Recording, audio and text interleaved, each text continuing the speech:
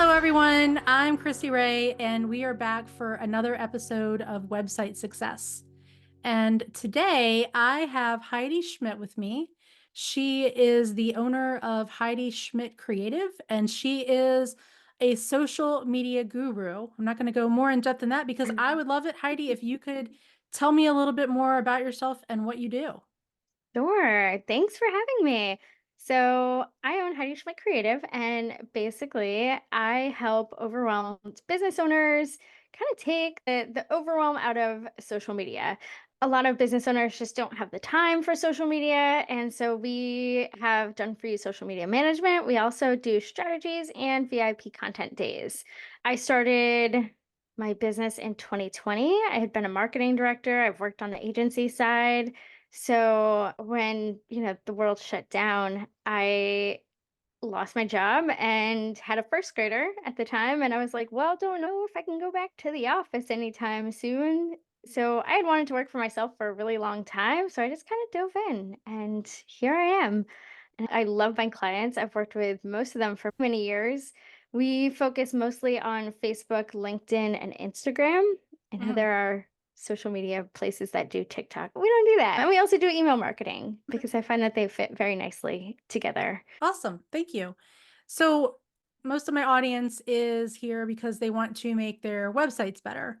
And social media, obviously, not your website, but how can your social media work together with your website? So, when you look at your marketing funnel, I find social media to be kind of a really good piece of the marketing funnel puzzle. Like, it's great for building your audience, for building your brand awareness, for driving that engagement, which in a lot of cases is driving traffic to your website. Like, if you have a blog, you want to drive traffic to it. As you know, organic traffic can be really slow to build. So it's a really great way to drive traffic, drive engagement. And if you have a conversion point on your website, social media is a really great way to get those conversions. So that's really how they play very nicely. And, if you have content that you're creating for your website, how are you promoting it? Social media is one of those great promotion tools for anything that you put out on your website, any sort of content that you're producing, lead magnets, all that kind of fun stuff. Okay. And so you've got all this content that you're promoting. Are you always promoting fresh content or can you maybe reuse some of that content? I am the queen of repurposing. I definitely think you don't have to constantly be recreating the content wheel. And I'm sure you know, as a website expert, like refreshing old content on your website is super helpful for Google, right? Hmm. So on social media, like if you're in a creative stump, I always tell my clients, let's go back and look at what performed well 3, 6, 12 months ago, especially if it's evergreen, because you're just going to try to say the same thing. So why don't we look at, hey, this is what we did. How can we refresh it for social media now? I work with a lot of defense contractors, and there are only so many ways that you can say, hey, we're hiring for software engineers. Hmm. You can certainly get creative, but sometimes those creative engines, like they get a little stale. It's always helpful to just go back and look at what's performed really well and find new uses for it. When was the last if you have a blog that performed really well, when was the last time you sent it out to your email list? When was the last time you promoted it on social? Hmm. Content doesn't have an end date per se unless it's a specific event. Then you can't really repurpose that stuff. Although there is repurposing that you can do for that kind of stuff in the sense that when you think about repurposing your content, you got to look at your whole content ecosystem. So you create a blog. Okay, if you have a number of blogs, you can create a lead magnet, right? And you can create an email. You can create an ad. You can create multiple social posts. Like when you create one piece of amazing content, there's so many different ways that you can repurpose that throughout your marketing funnel. Okay. And what types of content are good for repurposing? What type of content isn't good for repurposing is how I would counter that. Blog posts can be, like I said, like lead magnets. They can be turned into videos, taking a point out of that.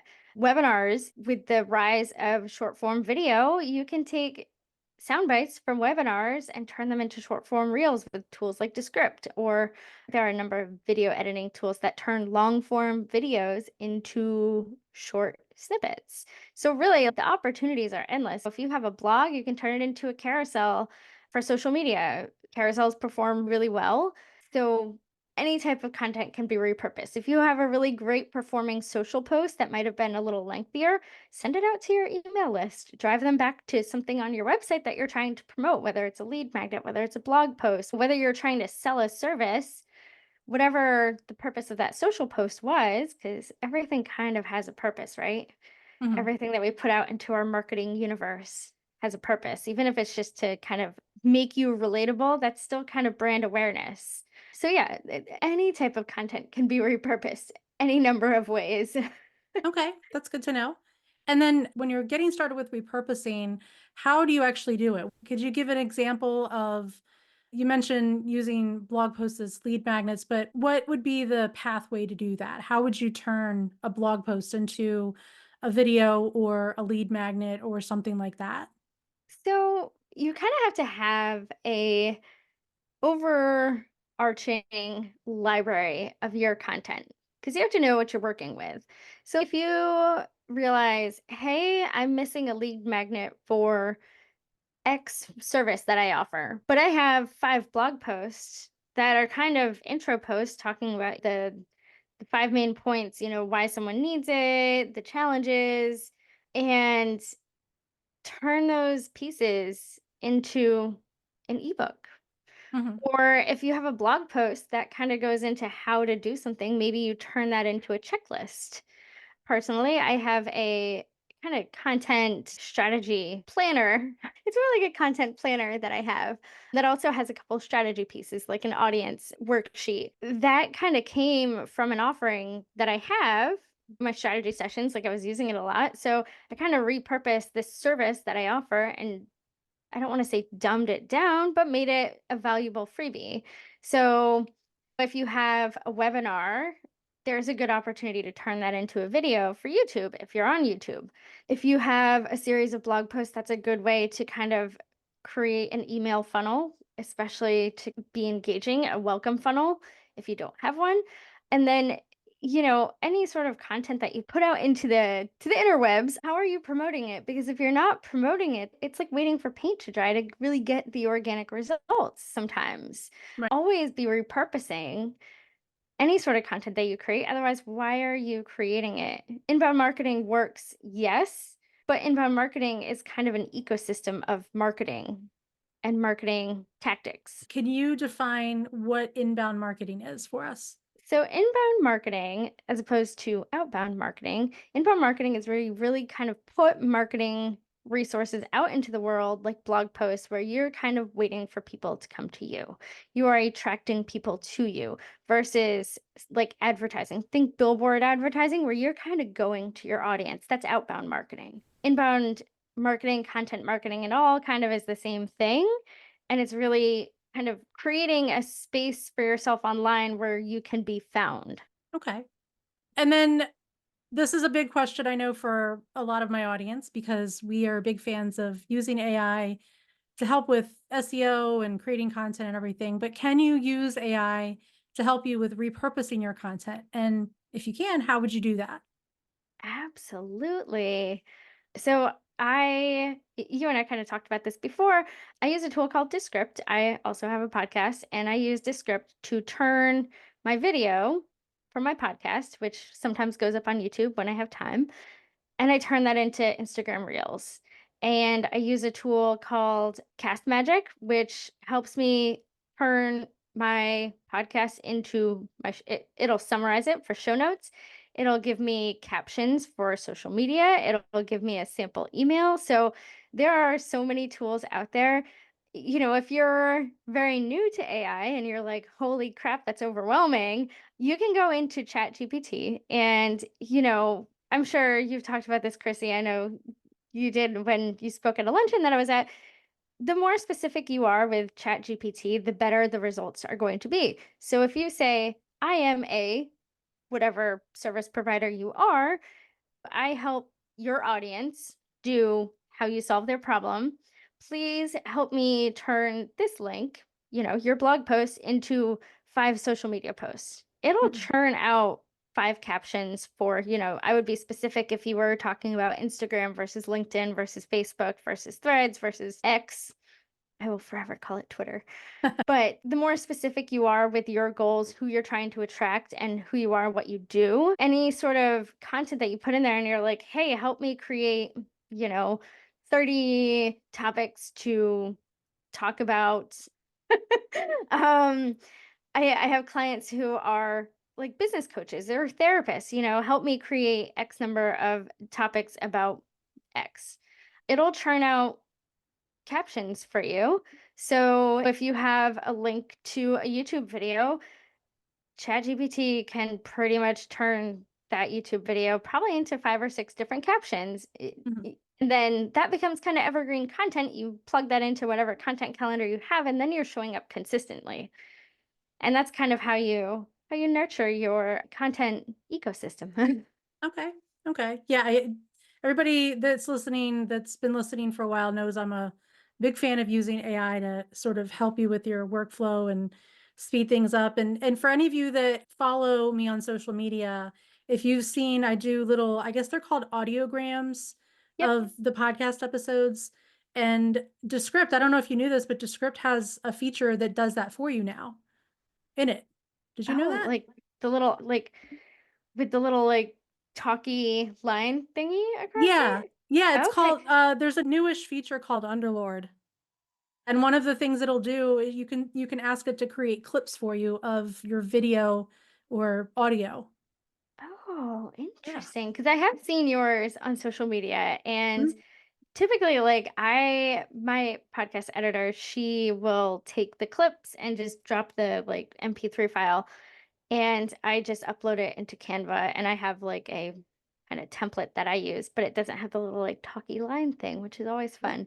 I'm always like, how do people do that? But now, if you can do it on Descript, that's amazing. Yep, now you know. Yeah. And it does it'll do the line ones and it'll also do like the circle, the circle with the Ooh, spikes on yeah, it. yeah, yeah. Yep. Yeah, it does Yeah. both of those. Yeah. Yeah, So so it's I mean, if you're I don't know if your audience is more likely to have blog posts or to do like longer form videos, but either way, there are tools out there. There's another tool like Jasper AI, there's a small fee for it, but it specifically helps you create that marketing content. And it's really nice, like some of these tools, like you can say, create a blog post about this podcast. And so then you have a podcast and a blog post, and then you can get your social posts for it. And then you can also get your, talking head reels. So you're kind of showing up in all of the places that you want to be showing up with when you use kind of these great AI tools that are out there and hitting the mhm. markets. Yeah. And you mentioned Cast Magic. Is that Hmm. specifically for podcasting? No, because you can do videos. I learned about it from a training, and you can probably also insert a link that's like, turn this blog post into X, Y, or Z. You can kind of give it those prompts similar to what you do for ChatGPT. But yeah, I've been using it for my podcast to help me create the show notes. It'll also find the keywords. So as you know, uploading your podcast, you typically enter the keywords. So I don't even have to think about that. I'm just like, oh, here are my keywords. I use ChatGPT a lot, but I also started using Claude. One of the things I like about ChatGPT is that it can access the internet, so you can get some more real-time updated information, and Claude can't. But I've been finding that Claude is really good at writing in your voice.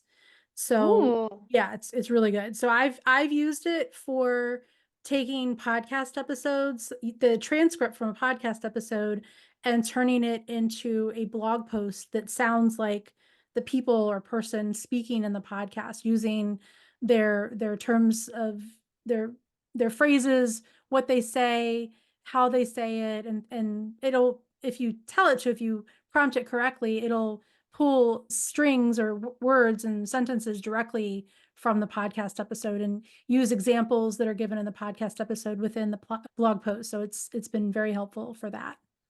Ooh, that's fascinating. I'm gonna have to Yeah, try that. yeah, check it out. Um, because yeah, like any sort of podcasting or video that you do should easily be turned into a blog post. And, I always, when it comes to repurposing your content, I always start with the biggest thing. Like, what's the biggest piece of content that I have? Like, do you have an ebook or, some sort of lead magnet that you can turn into blog posts, or that you could a webinar that you've done in the past or a workshop that you could turn into blog posts, and then how do you re-promote that via email and via social media?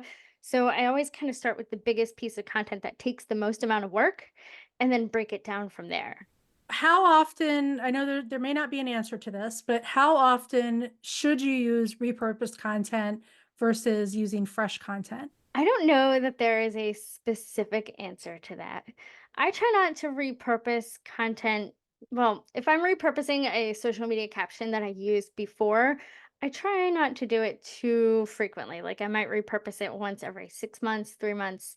If you have a blog post that you're repurposing for social, like, you could do, I think back in my freelance agency days, we used to repurpose that kind of content once or twice a month. Mhm, It's especially if it's evergreen, because otherwise, like, does it just go on your website to die? mhm, How are you promoting the content that you're putting all of this work into? So there's not really a right or wrong answer as to how frequently you should use repurpose. But if you have fresh content, obviously you want to keep fresh and everything. But if you're in a slump, if you're in like a creative slump, like, oh my God, what the heck do I post on social media? Like, go back and look through your old blog posts. I was just chatting with a client this week and she's like, hey, can we start reincorporating some of the older blog posts into our social strategy? And I was like, absolutely, we can. So, I say if you're scrambling with ideas for how to show up on social media, that's when you really dive into repurposing. If you mhm. have things that are going on that, hey, you're putting out a blog post every week, great, we're going to promote that on social. Everyone has a slow season. Everyone has a season where it's like, God, what are we going to post about? Yeah, and I've That, I've seen, like, on podcast, a lot of podcasters, they'll do, like, a best of. So I don't Mhm. know, would that be considered if you're just republishing it on social, would that be considered repurposing, or is that just republishing? Is that the Um, same thing? I don't know. That's a really good question. I mean, it's definitely repurposing. Why can't you republish, especially if you have all sorts of new listeners who may not be going back that far? Why not? I think it's definitely a form of repurposing. Typically, when I think of repurposing, especially when it comes to the longer form content, I think of refreshing. So, adding something fresh, something new. But if there's a segment of your audience that is new, that hasn't ever seen some of that old content before, then absolutely just repurpose and republish, especially when it comes to like podcasts or videos, I think. Right. Now, if you republish content, so let's say that you've got, like, the podcast example, you've already published an episode in December, and then 6 months later, you say, it's relevant again, I'm gonna republish it." Can that hurt you in on social media, or, like, I, are there any downfalls to doing that? I don't think so. Honestly, I really don't think so. Okay. And I say that because content on social media has such a short lifespan that it doesn't, like, no, it doesn't go away. But the chances of someone seeing an older piece of content 6 months from now is really, really slim, unless Mhm. they, like, go through your entire feed. And on LinkedIn, so LinkedIn only saves content for a year. So if you scroll back a year before that, like, you're not gonna have that content. So, keep a repository somewhere, especially if you have really great performing content on LinkedIn, so that you kind of know, like, okay, I know that I want to repurpose this, 8, 9 months from now, because otherwise it's gonna go away and I'm gonna lose that information. That's interesting to know, because for those of you that are working on your websites, having duplicate content, so it would be the same content posted twice on your website, that can actually hurt as far as Hmm. SEO. You've gotta indicate which one is the primary one. So, yeah, having duplicate content's not always a good thing on a website, but sounds like for social media, there's a little bit different strategy to use there. Yeah. And definitely if you're gonna duplicate content like that, like definitely space it out. I have a client who remembers, she's like, but I remember that post from a year ago. And I'm like, but your audience probably doesn't. Right. Because we've posted like at least, 150 posts since then. Hmm. So, thinking about it from that perspective, oftentimes we are our own worst critics. So don't think, oh, well, I remember this, so I shouldn't use it again, because your audience is constantly growing. Even if it's growing slowly, it is probably constantly growing. And there is an opportunity to get that old content in front of new eyeballs. What are some other strategies that we can use to drive traffic to our websites with social media? I highly recommend some form of meta advertising for most of my clients. Some of them take me up on it. Others are kind of like meh, but it is a great way, one, to drive traffic to your website, and two, to grow your audience. There's a lot that you can do with meta advertising. I am not a super duper expert on Facebook advertising, but it is a great, great strategy to complement your goals of driving traffic back to your website and getting in front of new audiences, because, those are kind of typically two of the main goals of our marketing. I am a huge, huge fan of email marketing. I say social media is rented space. I Hmm. think, most of us business owners probably remember when Facebook was down for like 8 hours. Hmm. And what do you do in that? If Facebook and Instagram are the only ways that you're marketing your business, how else do you get in front of your audience? Well, you send them an email. Collecting emails that is your owned audience. That is your audience that you own. So the more that you can build that through, lead magnets on your website, promoting those on your social media, is such a great way to drive traffic to your website. Like, if you have a podcast going out each week, and, I'm terrible at sending this to my own list, but it should go out to your list, because like, people forget, people get busy. But, if you have an engaged audience, you want to stay in front of them. So email marketing, definitely advertising. I I have been really kind of intrigued by YouTube lately. And it feels overwhelming, because video can be, I think, super intimidating for a lot of us. Hmm.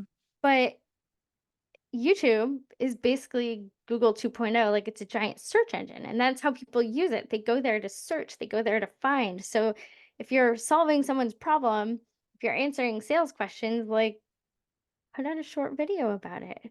Hmm. Why not? If you've done a workshop and you've recorded it, like, why isn't that video on YouTube?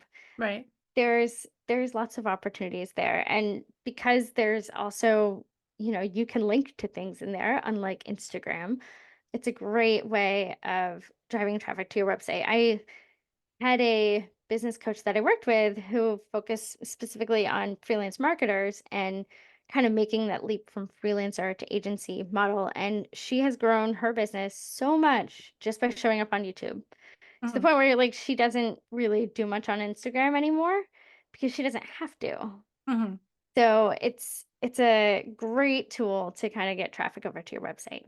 Okay. And what about Pinterest? I know a lot of bloggers love Pinterest because it's Yes. the visual search engine. I just did an interview on my own podcast about a marketing agency who decided to really dive into Pinterest. And Pinterest can feel overwhelming, but, like, again, there's a lot of repurposing that you can do, and you can share the same links. And all you have to do is, create templates in Canva, update those templates, or a tool like Tailwind, which is a scheduler for Pinterest that has an AI component that will actually create the pin covers for you. So another fun AI tool for everyone. But Pinterest is a great tool to drive traffic back to your website. Again, it's another search engine. It's a more visual one, but it works more like a search engine than it does a social network. For me, Pinterest feels overwhelming, because in order to really kind of gain that traction, like, you have to be super, super consistent. And when I say super consistent, I mean like 3 to 4 pins a day, every day, Now it's really easy to batch that content, to Mhm. schedule it ahead of time and repurpose things, but yeah, it can feel overwhelming. So in other words, hire somebody to do it for you. Yes. Yeah. Okay. Yes. All right. Is there anything else that you'd like to share about using social media, repurposing, or anything like that?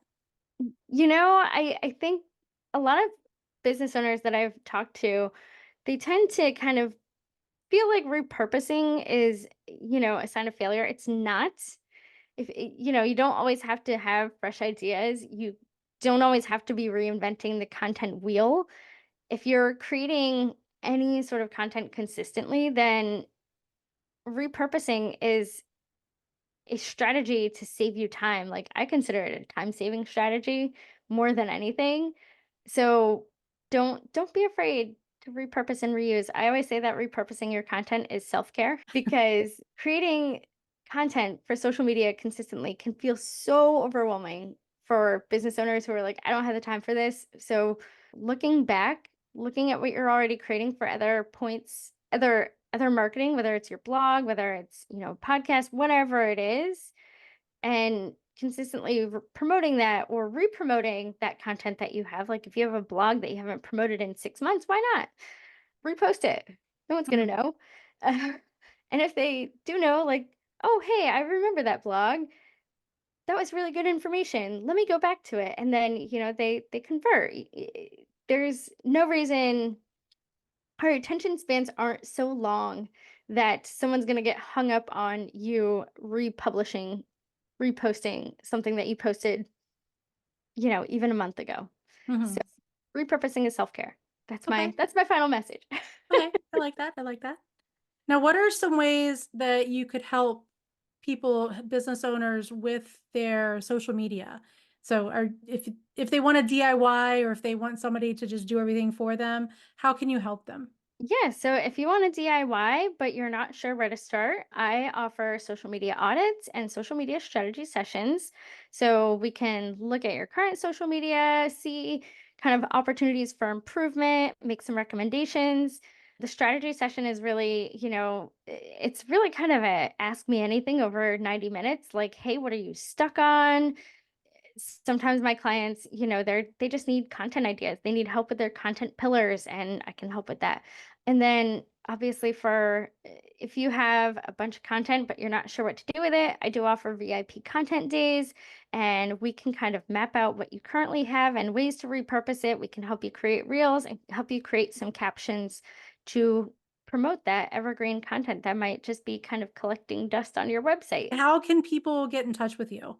I can be found on Instagram at Heidi Schmidt Creative. My website is www.heidijschmidt.com.